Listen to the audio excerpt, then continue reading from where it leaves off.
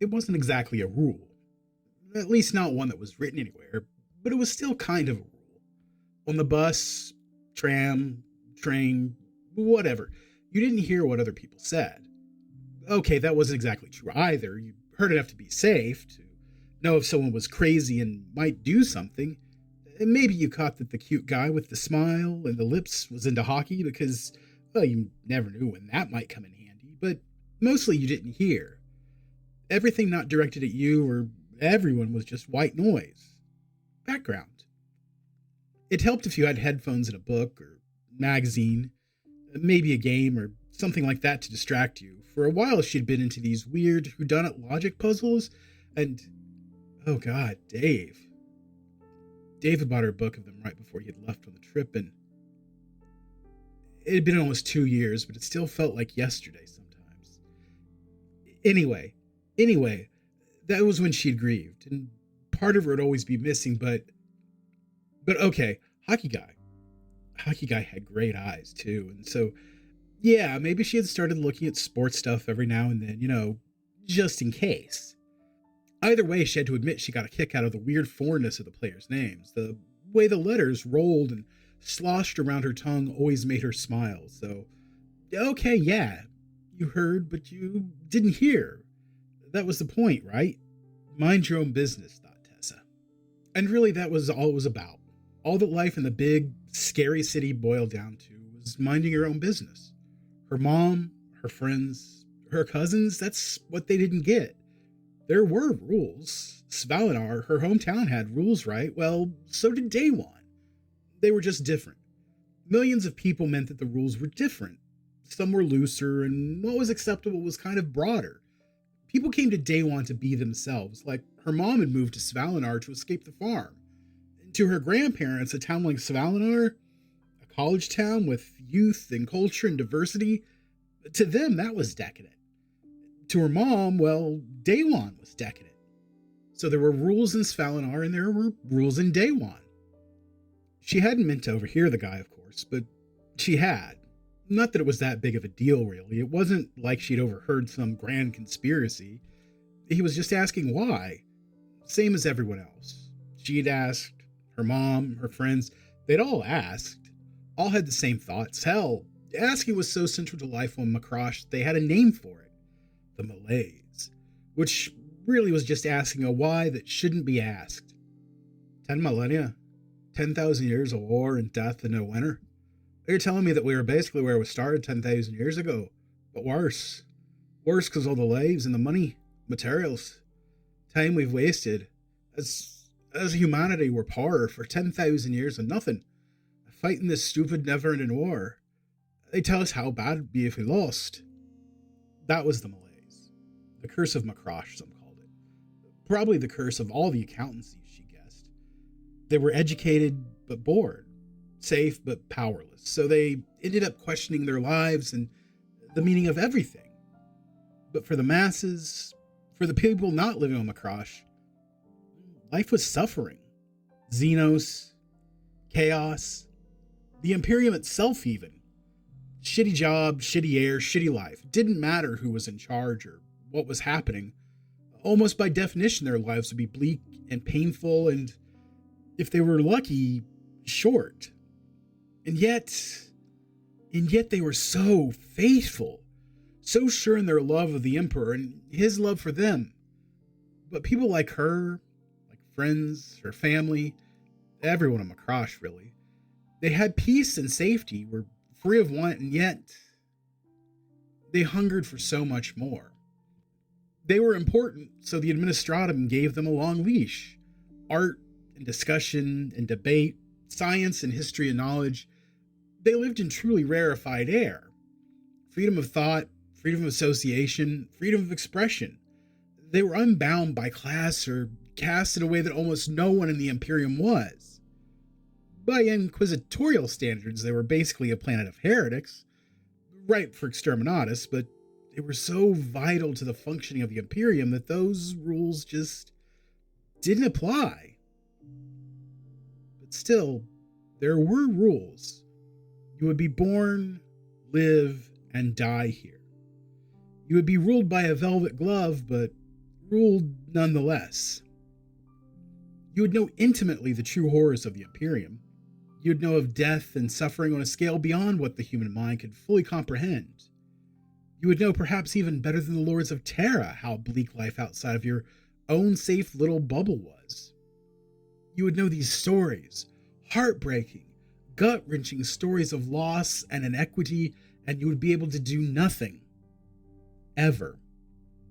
You would know in a way that no one else in the Imperium knew just how small a cog you were in an unfathomably large machine for whom your existence was all but inconsequential. To wit, you would be safe and you would be free, but you would be powerless and voiceless.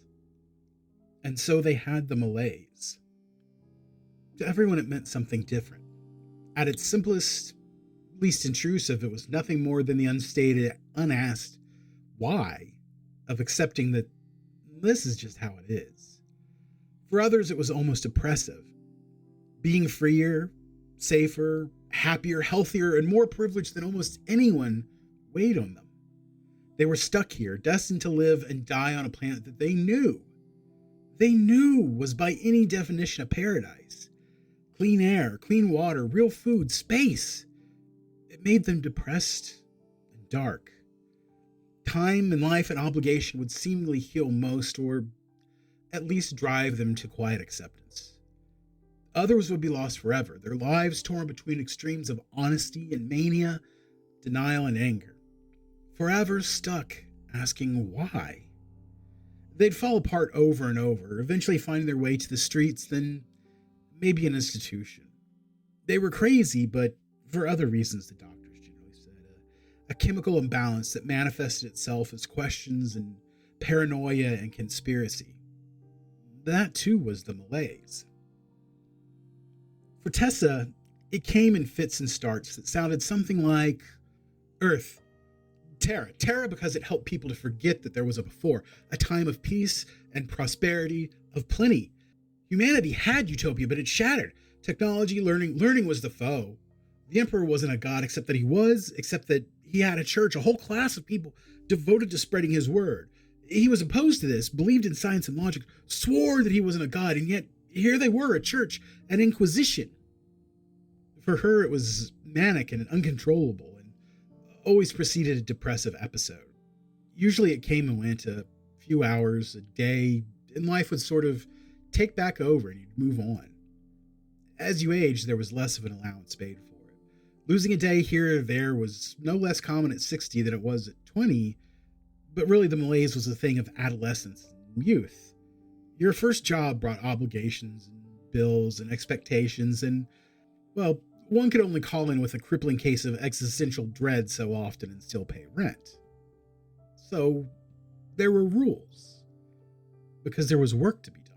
Angela, this one brilliant girl from her floor that kept dyeing her hair different colors, used to have these late night talks with her friends, these wickedly smart kids that were into things she didn't really understand, like epistemology and philosophy.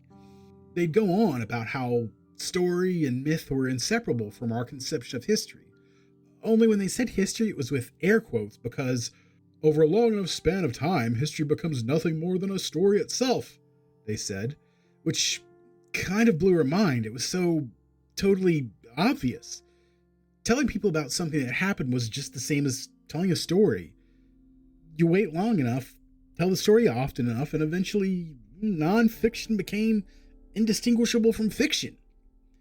Before, she had thought history was boring. Names, and dates, and places, just memorization of dead people that someone said mattered. But they made it seem so vital, and they took it so personally. They'd argue and hurt each other's feelings, hate or love each other, and all because of things that may or may not have happened like thousands of years ago. She knew they'd probably crossed the line with some of the stuff they talked about, but everything was so free and so muddled that who even knew for sure? She didn't. She was smart, sure, but not that kind of smart. So she'd listen to them talk and shake her head at the right moments, making it seem like she understood, but really a lot of it just went past her. She felt insignificant hearing them talk about ancient religions and empires and symbolism, all this stuff she'd never even thought of. Like, the Emperor was the Christ, only he wasn't. That it was all just a story then and just a story now. Or that over time, as we'd explored and learned and seen, we'd forgotten how to believe. But the poor, the uneducated, all they knew was belief. And so in spite of everything, how awful their lives were, they believed. Deeply and truly and honestly. And it was so bewildering to them, because how could what the darkness proffered be any worse than what they had? How could an eternity of pain, of torment, of labor be any different than what they had now? How could they know that there was any difference? But that was just life on the crash. So why all these weeks later was she still thinking about what the guy had said? Why? She kept trying not to hear, to go back to the way things were, but she kept hearing. She tried not to. New headphones, louder thoughts, louder music, but every day it was a little bit more. Like a buzzing. This intensive buzzing? Buzzing. And why? Why? And then there was Jordan. He'd started as a singer, made a few movies, hosted this and that. His heyday had been like 20 or 30 years ago. There were pictures of her mom wearing one of his shirts and waiting to see him at Caulfield Fieldhouse when she was just starting college. He'd always been around. Holidays, awards, charity things. Every couple of years he'd pop up in a movie or show and there'd be this sort of collective remembrance of him. He was no one's favorite, but everyone liked him and he knew absolutely everyone, so he was popular on talk shows and late night stuff. It hadn't started with him. Ever since that bus ride, Tessa had been hearing a bit more. Like the malaise was starting to creep into the open, or everyone was just having one of those days. It was still mostly hidden, mostly quiet, just background. Buzzing. And Jordan had said something like, I just wonder what these 10,000 years have gotten us. And the host kicked it to another commercial break, but when they came back, he was telling this story about his friend, that growing up, he'd been fascinated by trains and the whole hobo lifestyle. Guy'd managed to ride the rails for a bit, apparently. Name was Arun. He'd been sent off planet. One of the very, very few. Apparently, he was one of the best soldiers the planetary defense forces had produced in decades. Seconded to the guards, he'd proven himself over and over. Found himself a part of a special operations group reconnaissance thing. Jordan could tell his story, but she didn't know all the specifics the way he did. Said his friend was sent to this planet. They suspected chaos, but maybe if they got lucky, the cancer could be stopped. They had put up one hell of a fight, apparently. Stopped the infection. The demons. It wasn't planet-wide, and they were fast enough, and they'd saved them. Saved the planet. It'd been an agri-world, so just a few billion people. But poor. A few halves, with the rest having nothing. To the administratum, they were a simple rounding error, but to the guard, to the soldiers, those lives mattered.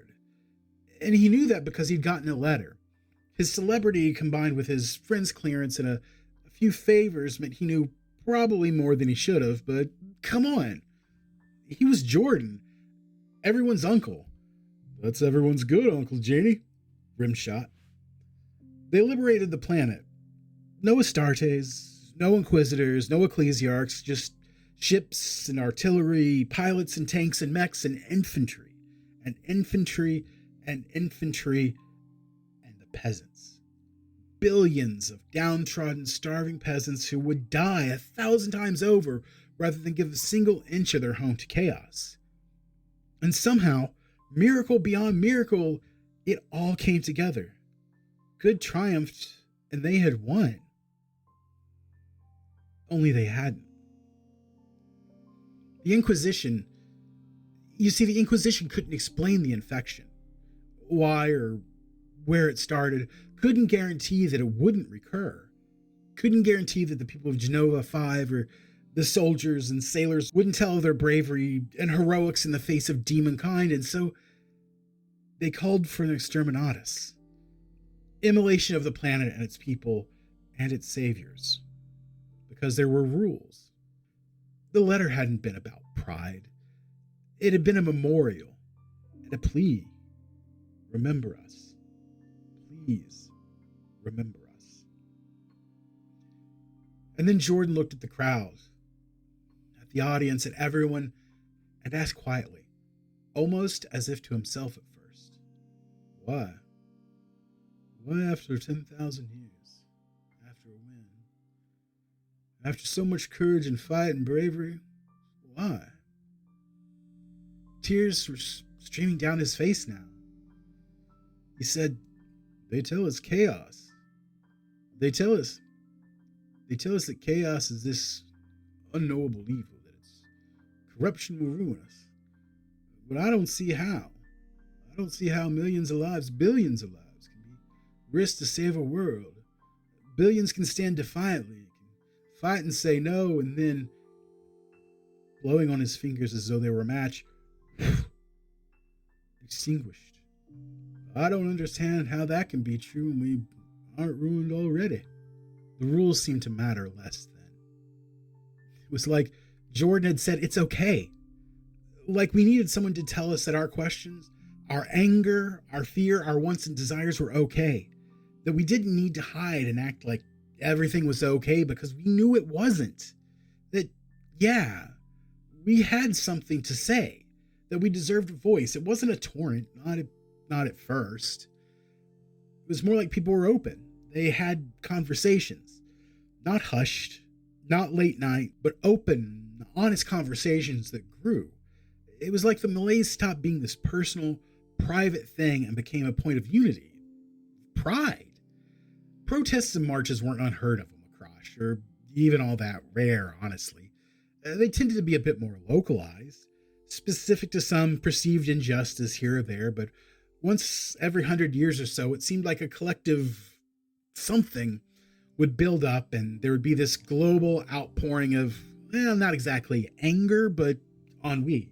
The world would be gripped by marches and protests on a global scale, and then a week, maybe a month or two later, the crowds would start to thin.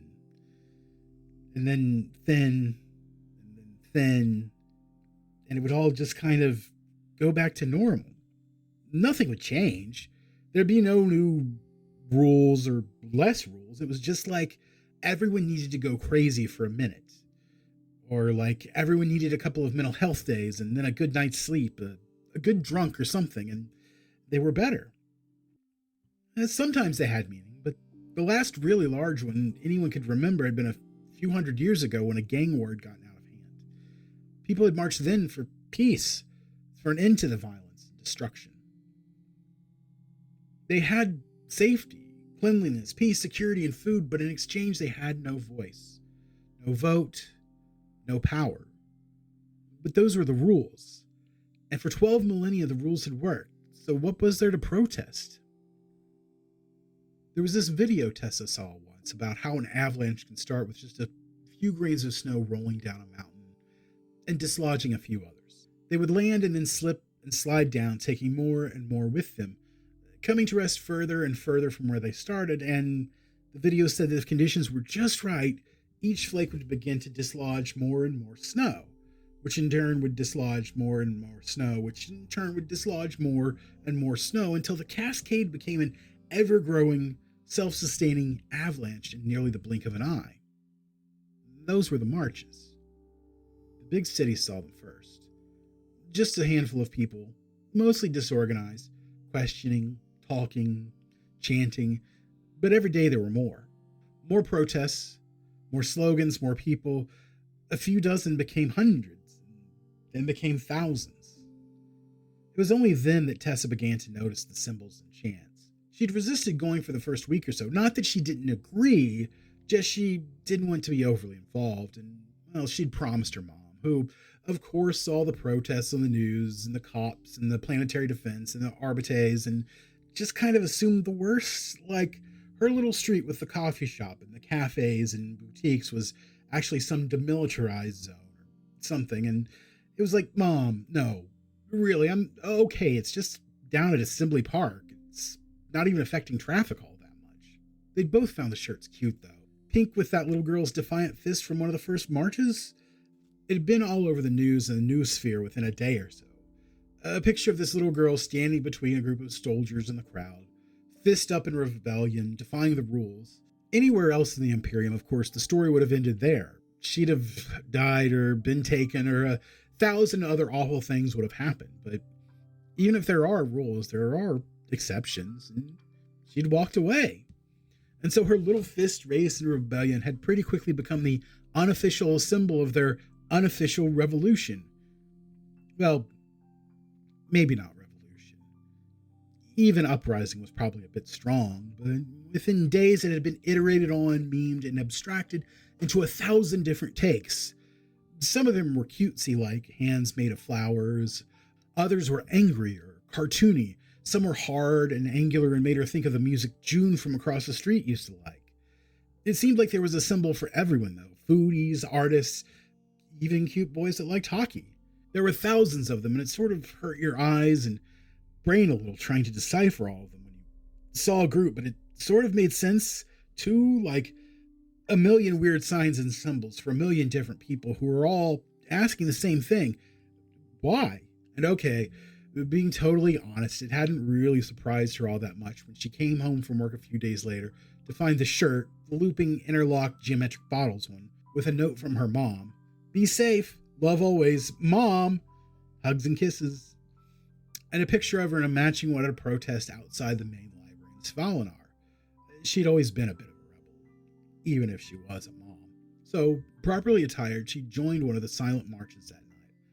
It hadn't been about anything specific, just a representation of them being silent for too long. That from their privileged position, they'd let too much happen. Accepted too much.